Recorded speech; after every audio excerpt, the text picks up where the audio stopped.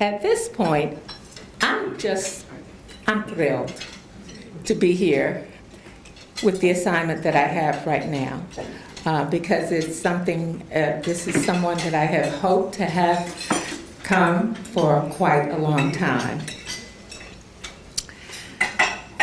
The library to me is the second most sacred physical space on the planet. So says our guest, Nikky Finney. In the mid-1980s, a relatively young Beryl had the opportunity to interview a definitely young poet. Her name was Nikky Finney. She arrived at the studio dressed in an outfit that suggested the feel of fatigues, complete with these, I guess, stylish combat boots. And she had hair, wonderful, expansive, plentiful hair everywhere. And this was long before everybody was wearing all this long hair. I mean, Nikky had hair. Did you not?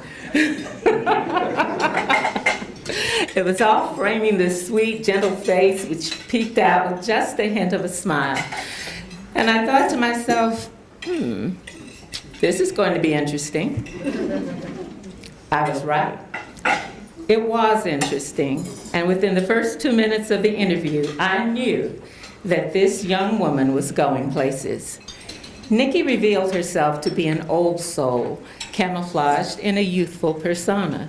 She spoke with an authority and wisdom far belying her youth, yet there was a wistfulness about her, an insatiable curiosity, an earnestness, if you will.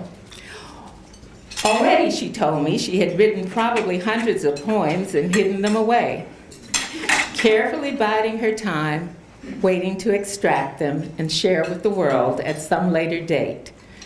You see, from an early age, she knew she would be a poet. You have her bio on the back of your agendas, and it was on your invitation, so I'm not going to detail her myriad accomplishments here. We'd be here until 5 o'clock. She was nurtured first by her incredible parents. Her mother, Frances, exposed her to the arts and is with us today. Frances. I call her my fashion icon, this lady, yes. And her father, the late Ernest A. Finney, Chief Justice of the South Carolina Supreme Court. Both of whom instilled in Nikky her fierce sense of social justice and activism. She was also nurtured by other great female poets, Lucille Clifton, Toni Cade Bambara, and Nikki Giovanni, who had such a profound effect on the young Nikky that she adopted her first name. They recognized that Nikky Finney was the real deal and encouraged her to publish her works and to keep on writing. A seeker of truth, a keeper of memories, a student of history, an astute observer, and a lover of words. A voracious reader, she is one who recognized early on that words have meaning. Words have power. Words can help heal and bring us together. She was and is what another amazing poet, the wonderful Kwame Dawes, has called a griot, a priestess of the oral traditions, an emissary of the ancestors sent to help us get it all together. Embedded deeply in Nikky's works are images of the coast, the terrain, the traditions, the shapes, sounds, smells, colors, and of course the people of her beloved South Carolina. Its history and memories kept alive and made relevant to the present. I wanted to be a poet who didn't shout, who said things but said them with the most beautiful attention to language. She believes we need to have the conversations, face the things we really need to be looking at, talk about hard things, but in a loving way. For some 30-plus years, by her own account, Nikky has worked to meet and perfect this challenge, exploring how these two paths intersect. The path where the beautifully said thing meets the really difficult to say thing. the path where they overlap, join together, and become one. Ladies and gentlemen, please welcome the John H. Bennett Jr. Endowed Professor of Creative Writings and Southern Letters at the University of South Carolina, and the Executive Director of the Ernest A. Finney Cultural Arts Center, Ms. Nikky Finney.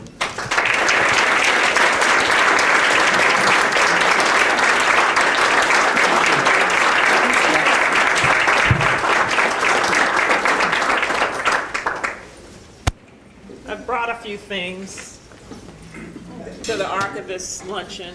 I could have brought more, but I decided not to. These will make a little more sense as we enter our conversation. I only brought 5. 5's a good number. Woo. Hello, everybody. Hello. Thank you so much for being here. Beryl, thank you so much. Where's Beryl? Beryl, thank you for, we tried to do this last year, but my schedule was a bit packed, and I'm really feel very fortunate to be here today. Tom Johnson, it's great to see you again. Before I even got here in 2013, Tom Johnson was sending me things, packets of material. How did he get my address, I wonder? I still don't know the answer to that. And Vernon Burden, it is an honor to meet you after studying so much of what you have written over the years. I am completely indebted to your scholarship for continuing to light a fire under me in so many ways. So thank you for being here as well.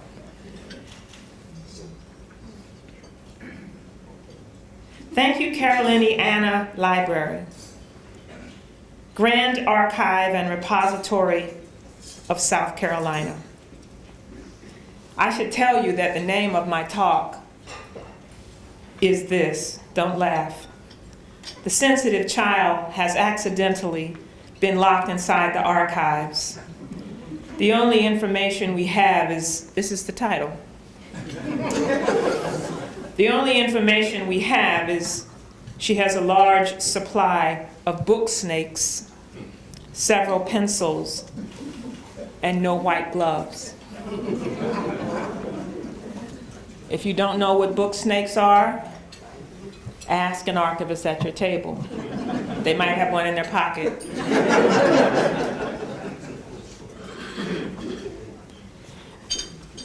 Grand Archive and Repository of South Carolina, thank you for existing and for reminding us every day as we lift your remarkable, sometimes faded, torn, but perfect pages to the light of the world that we wish to live in, that it is you that holds the greatest possibility for us.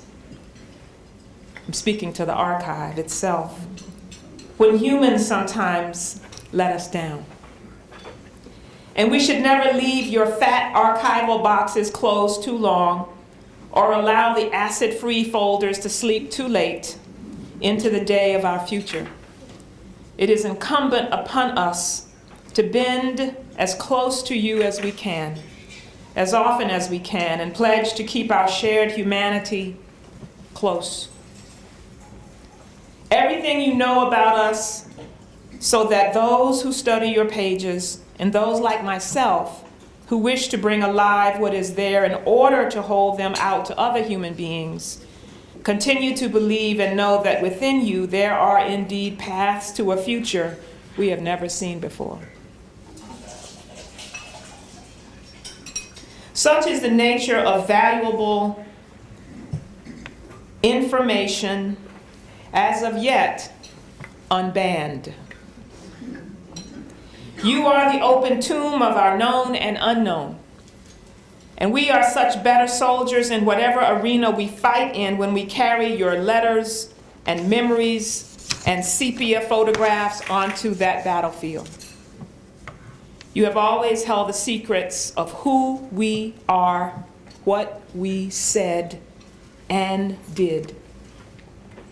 You have long been the great stepping stone to how we became who we became. who we now are. The good, the bad, the ugly of it all.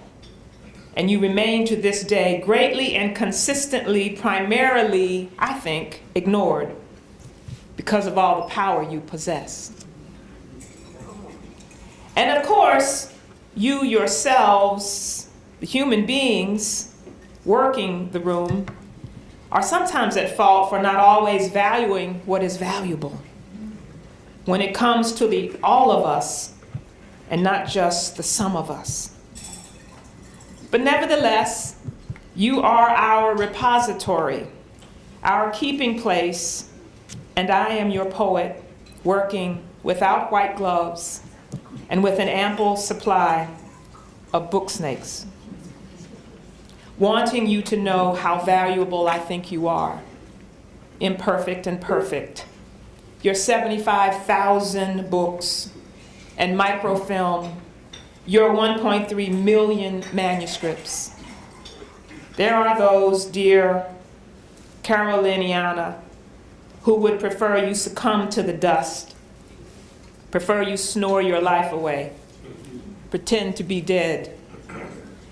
Those are only the substitute cheerleaders still hanging around from 1860. We others know the great muscular secrets you hold about us could birth a new world. But this would, of course, require us, the living, to not be afraid of your truth and be better than we presently are about feeling uncomfortable. Good afternoon, everyone. You have invited a poet to your business meeting. I don't know if you thought this through or not, but it's a little too late. My mother has made the trek with me, and this daughter has come to say that she greatly values and also finds suspect what we know to be treasures and repositories of human information, libraries, archives, museums, and other human collection sites, which humans get to choose what's inside. A great deal of my time as a human being and a poet has been and is still spent looking for or wondering about information. Actually, information is the genus that I seek. But knowledge would be its family. And know-how, not to be confused with know-it-all, would be the kingdom of that family. And I should also add that knowing is the great order that guides me. I have thought quite seriously about where information is found and housed and kept and stored for decades. I'm not quite sure why I've been so nerdy about this for so long. But what I can tell you is this. I believe it has much to do with when and where I was born. I mean specifically day and time and hour, and certainly to whom. And it also helps that I am a girl child, and my 2 powerful X chromosomes have always felt very much like nuclear Geiger counters. Yes. Crescent. For the rest of my body and spirit, I am curiously driven, quirky, eccentric, and it also probably most certainly has everything to do with my mom, sorry mom, calling me her sensitive child. Sorry mom, you wanted to ride shotgun, so you gotta hear it. My mother, who is entering her 9th decade,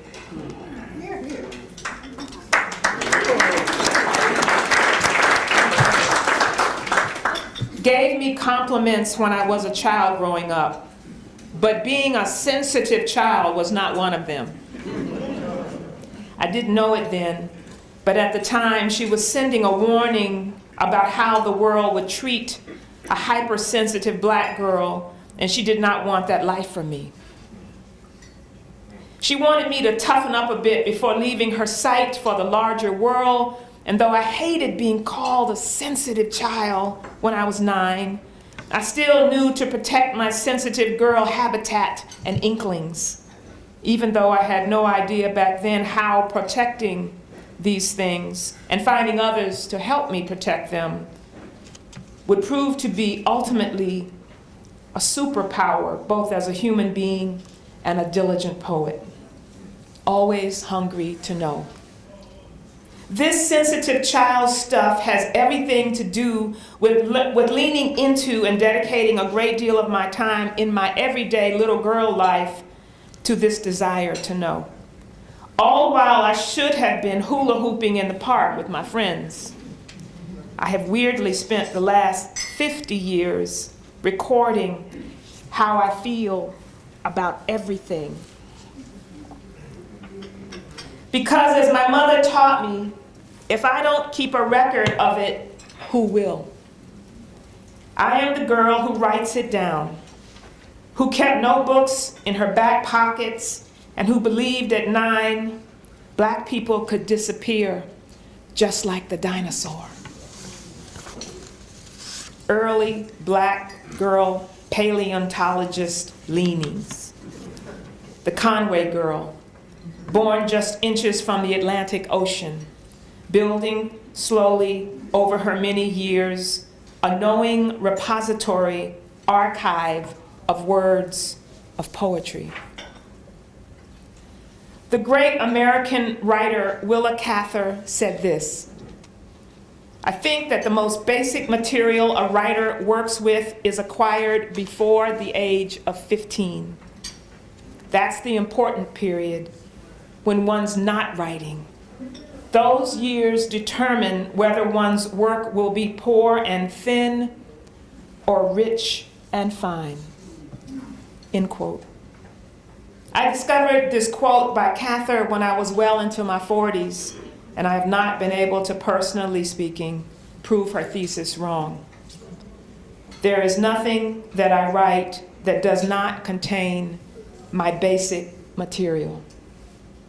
I think a lot about basic material. Born in '57, Conway, South Carolina, I am a Sputnik baby. I believe in high flight, looking up, and travel by rocket. There is always something to discover in the garden sky of the moon. My father and mother were both Black children who grew up on farms. Therefore, geography is foundational. Motown music was founded by Berry Gordy in the year of my birth. There will always be Miss Marjorie, the Supremes, Aretha Franklin, Smokey Robinson, and Nina Simone in the balcony of my poetry. You might find it labeled as sonic matter. The Frisbee was introduced in 1958, and therefore spinning and rotation and levitation is always necessary before the last line comes.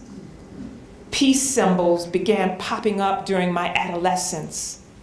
As a child, I noticed people streaming into American streets with signs and placards. Freedom is one of my mascon words. There are also people who are quite comfortable with their lives who never stream into any American street unless they are protected by a shiny new car. Back in the beginning, my mother never allowed us to watch much TV. Grab a book, she would say, one of her mantras. Even then, I would feel the streets pounding with thousands of protesting feet, wanting the world to be filled with more justice. The John Birch Society was founded by right-wing candy manufacturer Robert Welch shortly after my birth. The organization grows to more than 60,000 members, and I learned to keep them in focus with my side eyes while also learning how to diagram a sentence. The Vietnam War begins just before my birth and will not end until my graduation from high school. The sign "War is not healthy for children and other living things" will remain on my bedroom wall until I go to college. Americans will buy 100 million hula hoops during the year I drop to earth. One of the best lines I will ever write in my life will involve the image of a hula hoop. We can talk about that later. Can a hula hoop be archived? Of course, if the archivist has been educated to care about it. In 1959, U.S. blacks began to sit in at Greensboro lunch counters, and my father will be recruited to a small southern town as one of the new young constitutional whiz kids. My mother will keep me at the kitchen table, licking greenback stamps and cutting out stories of black achievement from magazines. In the 1960s, 48% of US blacks live outside of the 11 states of the old Confederacy. This is up from 30% from 1940. Kodachrome 2 color film is introduced. It is 2 times faster than the Kodachrome first introduced in 1936. I will fall deeply in love with photography, and James Baldwin will write "Nobody Knows My Name" in 1961. Medgar Evers is murdered entering the door of his home in Mississippi in 1962. 4 black girls are murdered in the bombing of a church in Birmingham in '63. They look like me. 19 others are injured. President John F. Kennedy is assassinated in 1961. This is the basic material of my young life. Martin Luther King utters these words, "I have a dream," at the Lincoln Memorial. The Beatles score their first big success with "I Want to Hold Your Hand," and it won't be a popular black girl decision on my part, but I'll prefer the sound of the Monkees. And I will keep Jackson 5 posters on my wall alongside the war poster, and also a gigantic headshot of Angela Y. Davis, who is on the FBI's most wanted list, and every black girl that looks like her will suddenly be looked at differently. Cassius Marcellus Clay and his poetry will knock out Sonny Liston at the age of 22 in 1964. I will, without warning, fall in love with the word pugilist,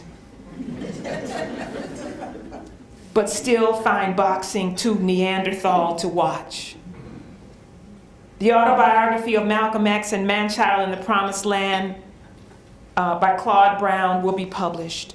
Toni Morrison, the Magnificent, black woman thinker and writer, will publish The Black Book in 1974, a book of black memorabilia, a book that might have been pieced together from various familial or academic or state information archives. I hope you know it. I had never seen anything like it. It stamps me at the age of 17. It alters my understanding about what is possible when someone calls themselves a historian, a writer, a dreamer, all in the same breath. I realize my mother has been making archival books all along. All our family's memorabilia, all our comings and goings and doings since the beginning of us, she has been putting together. She has a degree in early childhood education, and she knows the importance of making books at home for her growing children in a country that, as Malcolm Gladwell put it, sees black skin as an accelerant. At 22, I find myself in Strand's bookstore in New York City in the poetry aisle with American poet Lucille Clifton's book Generations opened and stretched across the palm of my hands. I read it 3 times before the store closes, staring at her family photographs right beside the family history, which is American history. I have no idea a poet can pair poetry with photographs. It makes me think about my mother's humongous sewing scissors and how she keeps them in the holster of her hip. Okay, that's just hyperbole. But this is the time that I also fall in love with hyperbole. But I know to only use it when necessary, like then. When the newest Ebony and Jet magazines arrive, and after the children have all been tested on what is new in the larger Black diasporic world, Mama would carefully cut out article after article after article after article on Black history and achievement, and gingerly, carefully place it down in a manila folder, always labeled with her beautiful handwriting. And later, when I leave her daily eyesight to go off into the world, she will stuff those same articles down into hundreds of letters and send them to me to 12 different addresses from California to Kentucky. In her letters, I find page after page on our great scientists, our great artists, our great jurists. I will ask her, Mama, what are you doing sending me all this stuff? And she will answer every time, if I don't keep this information for you, who will? And if those being noted are from South Carolina, Althea Gibson, James Brown, Dizzy Gillespie, there would always be a special mother writing on the back. Don't settle. No excuse. You are not the first to do well in this world. I've said this to you before. My mother has a degree in early childhood education. But I have not said to you that my mother was raised by Black farmers in the upstate of South Carolina. Many of her memories are peppered with the moment the Ku Klux Klan turned their flatbed onto the long driveway of their farm, and her father, my grandfather, made them all crouch in the attic as the Klan arrived and pounded upon both back and front doors, wanting in, wanting this Black family who owned land in Klan country. This is early American terrorism. My mother knew America, and my mother knew that America saw Black skin as that accelerant.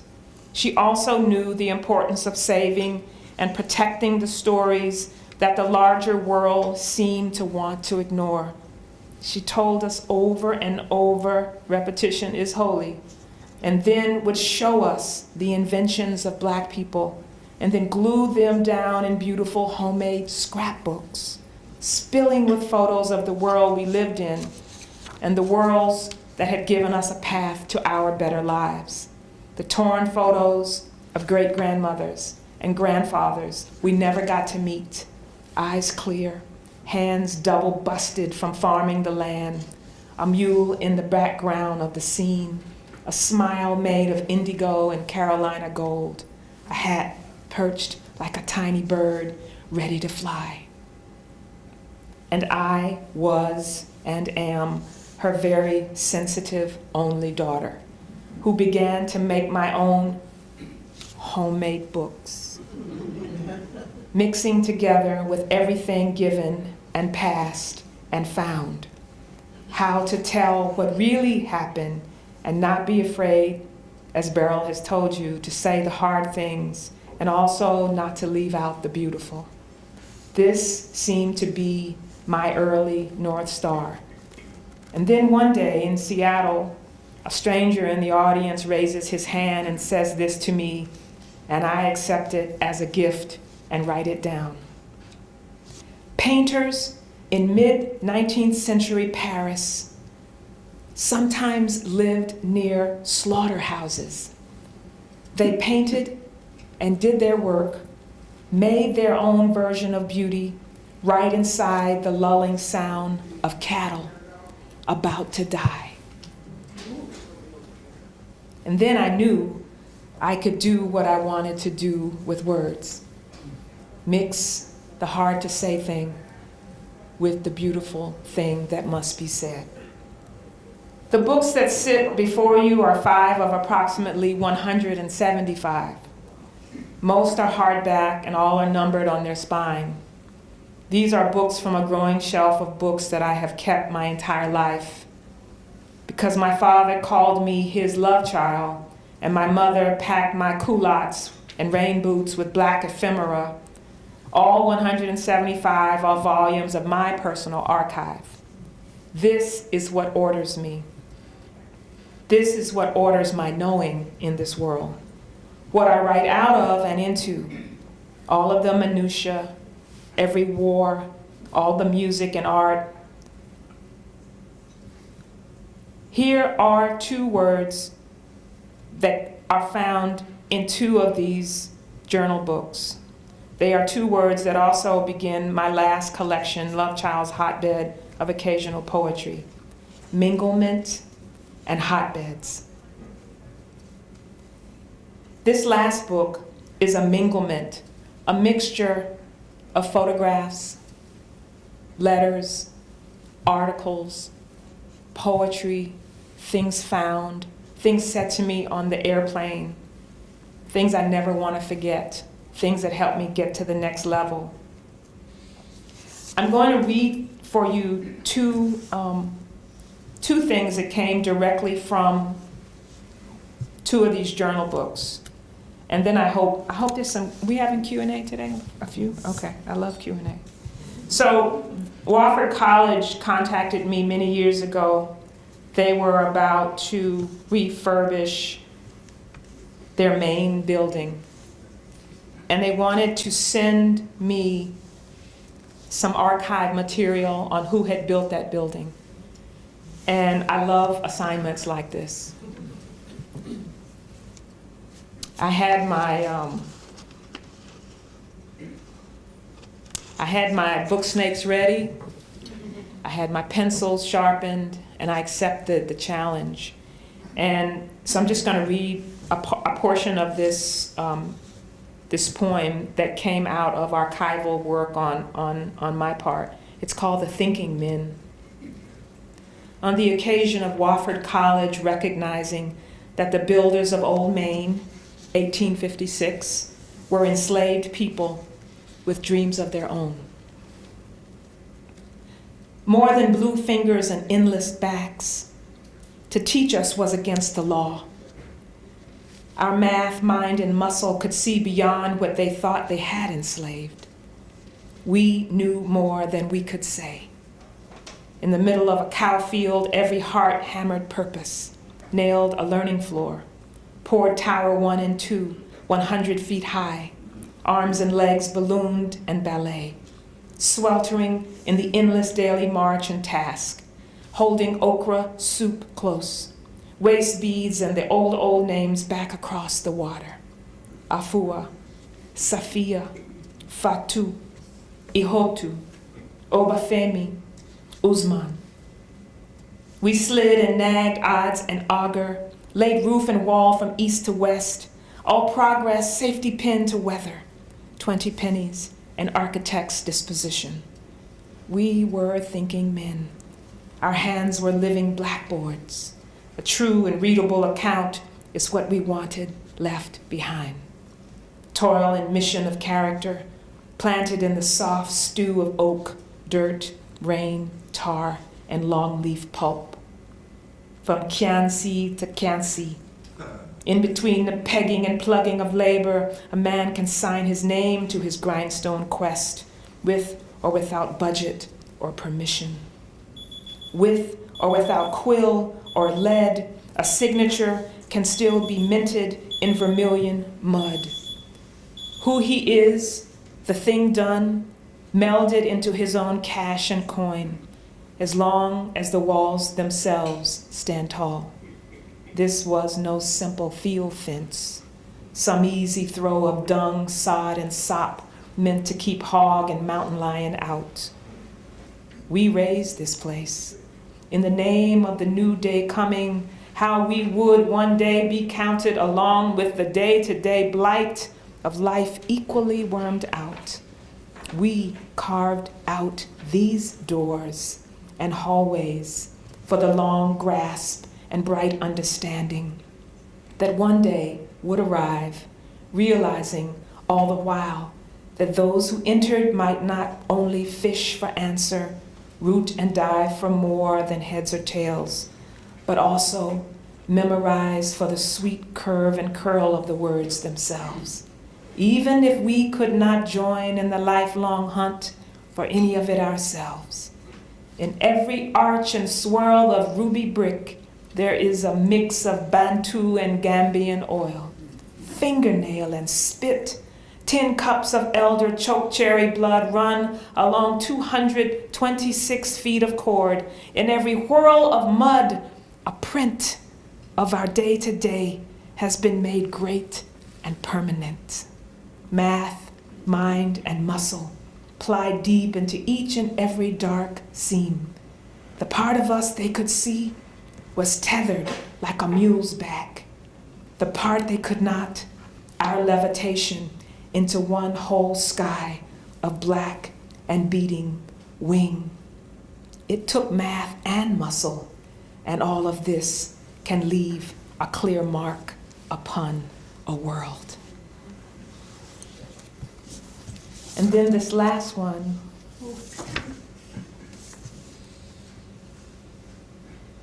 I was researching, I heard something several years ago called the weeping time. I was like, what is that?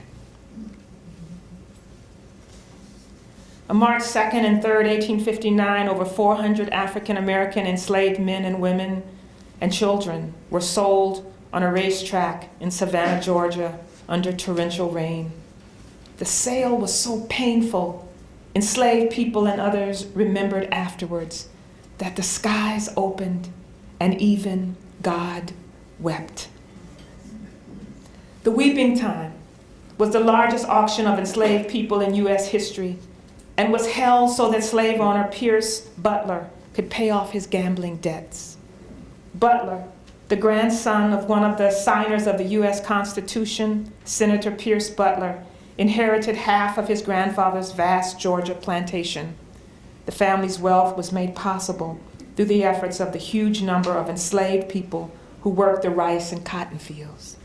Over the many generations, those enslaved on the Butler Island plantation became very close due to the fact that the Butler family had not sold or separated their enslaved workers. The sale included Butler's movable property, or 436 of the enslaved persons from the tightly knit plantation community. The sale at the Savannah racetrack meant that parents, children, siblings, and friends who had known each other for years were separated over the course of a few days and likely never saw each other again. One of my jobs as an artist and a poet in this life is, on this occasion of Mother's Day weekend, thanking my own mother for everything she gave me, thanking all of the mothers in the room for everything you've done for us, and also remembering the mothers who are not here, the mothers who were separated from their children because of laws that existed in the day. I wrote this poem called Auction Block of Negro Weather for them. The eye wall was human.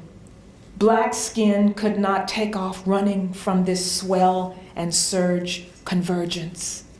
Legal tender built and brewed this storm into a quick-moving cell of half-whispered goodbyes. Twisting, outstretched arms, a father's wailing mouth turned up to the night sky was forever.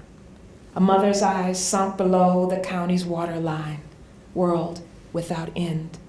One 3x3 vortex of epic, ongoing drowning. Forests of human oak raised by the zephyr force winds of banknotes. Family trees broken, leaf by leaf by leaf, scattered by the winds of profit. 10 million fingers and toes divvied up for chicken change. no hats or scarves or wings issued for the highly skilled wearing black skin. Beloveds, the elements out in the elements, low tide, lightning strikes touching the ground where they stood waiting. Screams pushing the air unmeasured, 6 million eyes and arms in whirling disbelief, unraveling from each other. High tide, goodbye, lovey. A deluge of superwind made by the mouths of children being sucked away from their mothers. Women opened like bank vaults, their gold coins snatched. Jerome is made to bare his teeth. Boy and girl twins pulled north and south. Sweet fruit on a stem. Hope ground into a powder, later worn around the neck for good luck. Fathers sew their own eyes shut for what comes next, the new ocean. Salt streams each face under the hat and under the fat and cumulus Negro gathered clouds. Holding her tiny wet hand, his long-drawn monsoon begins. Her feet are caught running off the wooden stump into the air. Don't forget me, Benna. His voice, her barometer, drops in the dew as he disappears in the back of a wagon. Told not to turn and wave, he waves and turns until she is a black dot in a torn white dress.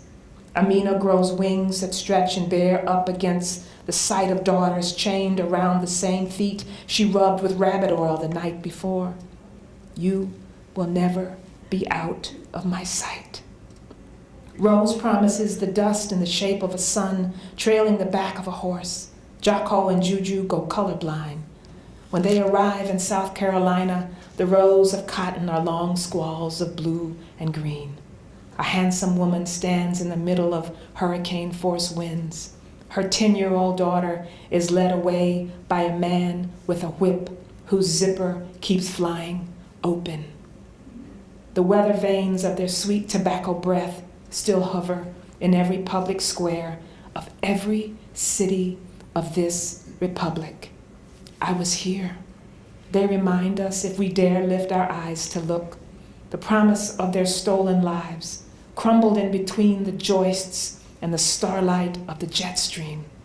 A handsome people who arrived with trembling broken hearts, punctured lungs, liver spots. A lovesome lot who arrived with belly buttons and blackberry moles. Came slew-footed and left-handed, cried easily or not at all. A red-blooded tribe who ran away and ran back for others, who fought and molded a nation out of infested swamps, impassable timberland, and eyewall after eyewall of hate. It was cataclysmic. Water was everywhere. Their easy on the eyes hearts pushed back, but the conquerors kept coming. That is what I make out of what you do. Thank you.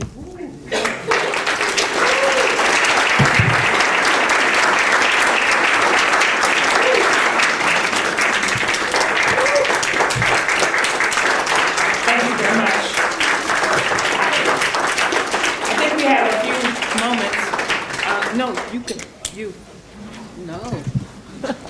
I don't know if there any. You don't need help in this area.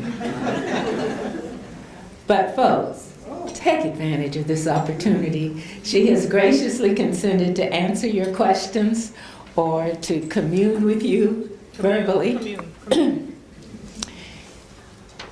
Is there anybody who has a question for Nikky Finney? I don't have a question, I have an affirmation. I was lucky enough to, meet Yes. serendipity your mother out before I go out. And she talked about Newberry, and that's where my family's from. And you used the phrase, working from can't see to can't see. Yes. And my granddaddy said that all the time. Right. Work, can't see, can't see. So when you said that, Excuse me, would you mind standing and saying that? Uh-oh, there you go. Sorry, brother, I was just saying, your mother and I realized we're from Newberry. Right. Our family's original, and so my grandfather, who was from Newberry, Right. would always have this phrase, we worked from can't see to can't see. Right. And when you said that in your point, it just really took me back. And the thing about that phrase is I heard it from folks from Low Country, right? That's where I first initially, I didn't hear it upstate, but that tells you the kind of movement that was happening between black people and black culture and black language and black words. They, it didn't just stretch to the upstate, it just, it also stretched far and wide. So that language was a part of, there might have been a different dialect or something, but that, to me, came straight to me from Low Country, Carolina. Took me back to home. Yes. 9 Yeah. years old. Yes. I mean, that's a poem to me, like 6 o'clock to 6 o'clock is boring. Can't see to can't see, get it. Yes, ma'am. I heard it from my grandmother in Westport, Connecticut, who had moved from the South. Yes, But I heard in the it all. migration, yes, the migration we took our words with us. We took our phrases and our jokes and our songs and all of that culturally with us. They might have, and they would change over time, but they would essentially stay the same. Yes. I wonder if you could just take a moment to elaborate on your piece in the 1619 project, Daughters of Azimuth. I read it and I read it and I always feel like I need to read it again. I have gotten so many questions about that. There's a poem that I was asked to, about 30 of us were asked to submit work for Nicole Hannah-Jones's 1619 book, and I was honored to be asked to be in that collection. And one of the things that I'm always thinking about as somebody who loves research and loves the archives is all the stuff that's not in the archives for various reasons, right? And that's kind of what I was saying at the beginning. But I think there were groups and circles of black women who fought against being enslaved in a multitude of different ways. And one of them was to, I don't have the poem in front of me, but one of them was to take, I know this from other kinds of research I've done, cotton root bark in the 18th century was used by enslaved women to prevent pregnancy. And that is documented. And there were other ways that I think enslaved African women fought against just going along with the situation as it was. And so I surmise in my own understanding of history and also in a fictive way, a group of women called Daughters of Azimuth. And azimuth is I don't have the definition right in front of me. Does anybody know what that? It's when you turn toward the highest point in terms of the heavens, right? And I surmise that these women who met and gave some type of plant or some type of botanical to the young women that were coming into their ranks, something that would not allow them to bear the children through rape of the master. And that is one way that I have to really sort of make sure that I'm not just imagining this, that this comes out of something real and true and founded, right, in the culture, but also because we don't have so much of what we need in terms of interviews and actual names and things that happen. I feel like it's my responsibility to take a little bit of that and make it a larger world. And that's exactly what I do with Daughters of Azimuth, in saying because we always hear that black women didn't fight or black people didn't fight, and they're just like, oh, we'll just stay here forever. I don't believe that. That's not the stories that came my way through my family or my community. And so I, as an artist, then have to create something that perpetuates that truth into the world without lying. Does that make sense? Yes. People write me and they say, I never heard of this before. How did they do this? How could they have found botanicals that actually prevented pregnancy and that kind of thing? And what if somebody found it? Those kinds of things. And I think we think narrowly about the human condition when enslaved. And I think that one of the things that I want to do as an artist is push those walls back and tell another truth, that perhaps is not in the archive, but I know is in my heart as being real. Speaking of spoken truth, your stuff is so emotional, and it just takes the hearer, the listener, through these waves of envisioning and bringing to life the words that you speak. And having that within you,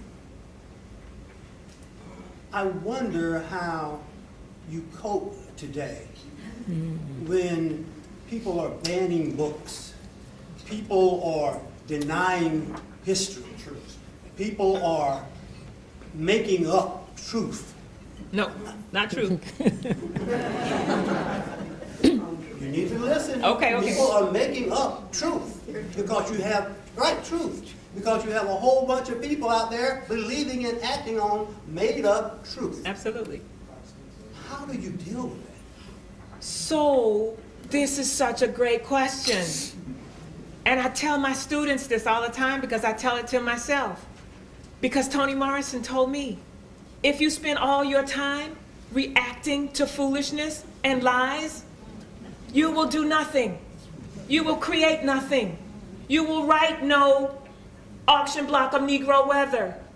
You can't let them do what they need to do. You can't silence that. But you can create something that a young person needs to swallow, understand, and run down the road with.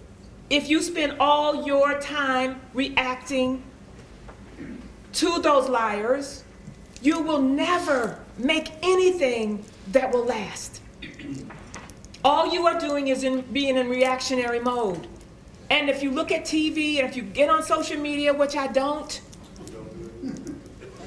you have other things you want to do with your head space and your heart space. And far too often we live in a world where our young people get drawn into, oh, I gotta say something about that, which is great because we did that too. But we were also, Black Arts Movement, Harlem Renaissance, creating new worlds, new literature, new music, you know? And as long as the gaze, G-A-Z-E, is on us reacting, then we will never have the quiet and the solitude and the understanding of who we are to create something new.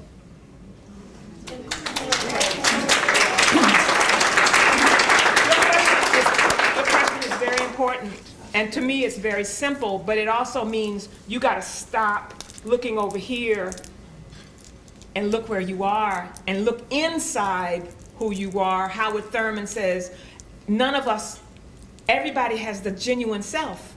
You've got to find what your genuine is. And if you can find where your genuine is, then you can create something that we need in this room and that we need outside this room. Sarah Jane. Speaking of creating things, could you take just a minute to talk about the newly created Cultural Arts Center in your father's? So somehow they got me out of my hermit hole to be a director of something that I feel is bigger than me and bigger than any one person. And we have 1510 Lawrence Street is the Ernest A. Finney Jr. Cultural Arts Center.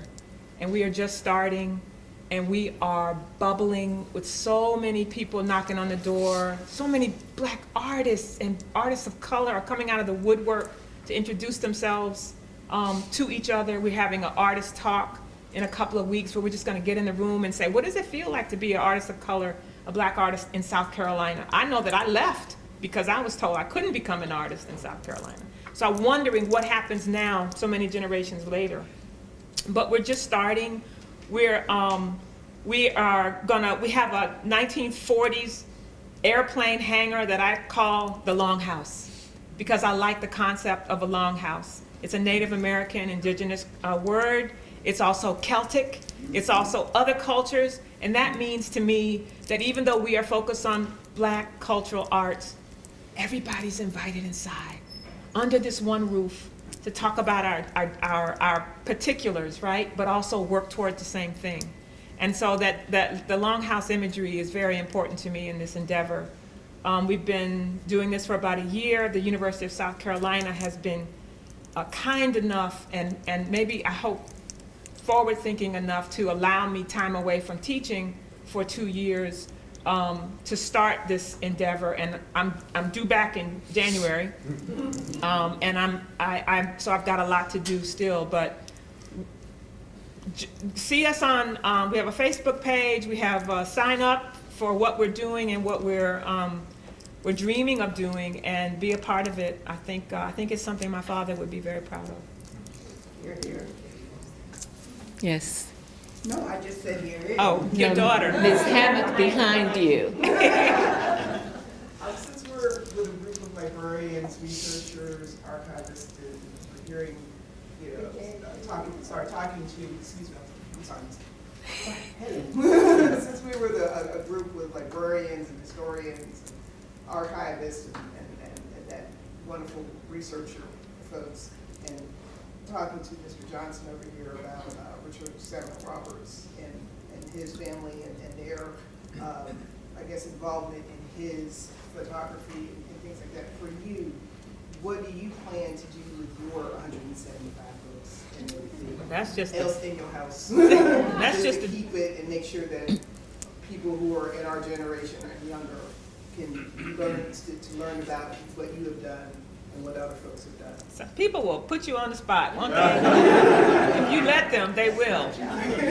I have a lot of stuff. I'm getting to the place where I need to think about what I'm going to do with it, and I am at that place thinking about it. Actually, the whole thing with every time I go someplace, people put on my itinerary, well, we want you to come to our archive.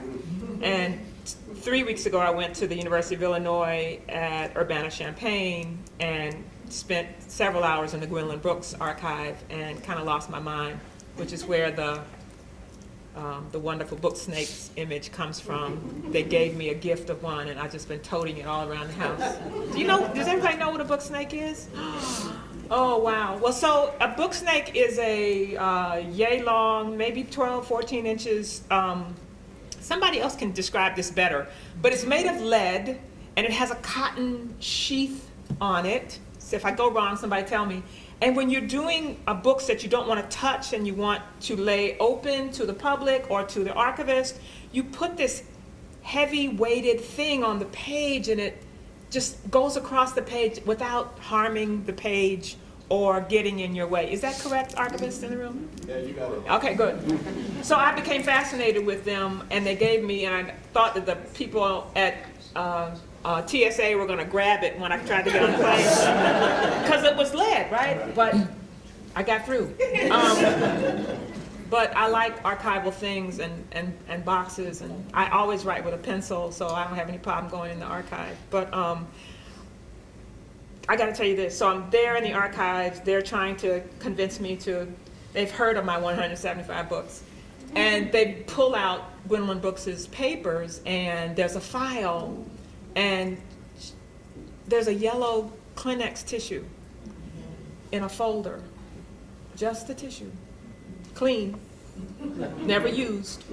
But in the folder. And I was like, you keep this? And they're like, oh, yes. It says yellow Kleenex, 1944, and in a book, right?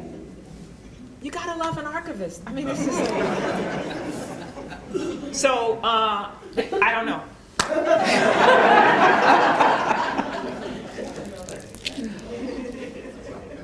Okay. All right. You had your chance. Can I tell one more story? You can tell one more story. This, I gotta tell you. This, if you live long enough, so these books I have been using since 1989. This is the majority of what I've been writing in, for the last 30, 40 years, pictures, things. So my father passes away in 2013. A young woman that we know, family, our families know each other, comes with a box. And she goes, her father dies the next year. And she said, we have something to return to you. I opened the box. 3 books just like this. They've been making these books. These are law journals. You get them from the bookstore at most universities. My father purchased, these books were, the 3 books that she gave me, my father gave to her father because he was a young black man who wanted to go to law school. And what she gave him were his notebooks from South Carolina State University. Wow. But he was writing in 1953 in the book I would find in the University of Kentucky bookstore in 1989. The same size, the same number inside, just 3. I have about 79 of this one. My father saw me bring this book home for 20, 30 years. Never said a word. I'm so mad at him.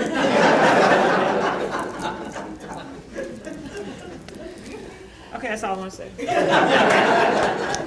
And there you have it from the love child.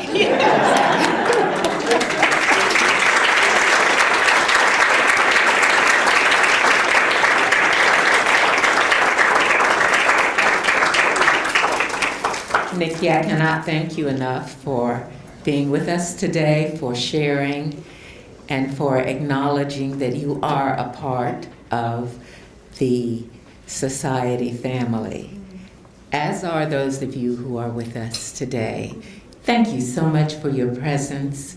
I hope that you will be motivated to become a very active part of our family, and that you'll continue to follow us in all you do.